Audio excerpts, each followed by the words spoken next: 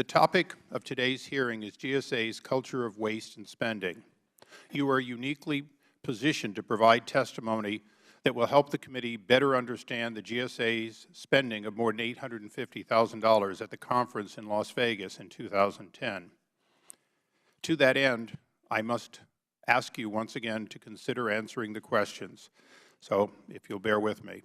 Mr. Neely, what is your title at GSA?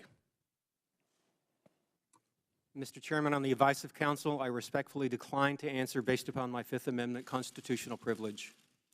Documents obtained by the Inspector General indicate that Mr. Neely was aware that his actions were inappropriate. In one email, Mr. Neely invited personal friends to the conference, writing, and I quote, and this is simply incredible, quote, "We'll get you guys a room near us, and we'll pick up the room tab. Could be a blast," end of quote.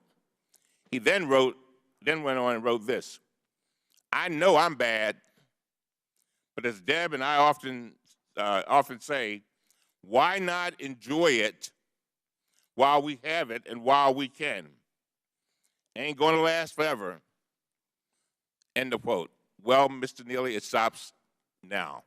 I am extremely aggrieved by the gall of a handful of people to misuse federal tax dollars, twist contracting rules, and defile the great name of the General Services Administration. It may be very difficult among all the bad news and repugnant behavior to find, but there is at least a glimmer of good news. The oversight system worked.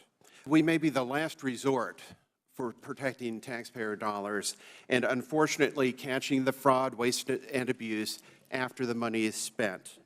More needs to be done to establish early warning systems, and that is why Acting Administrator Tangerlini and I reminded GSA employees to alert us as soon as they see anything wrong.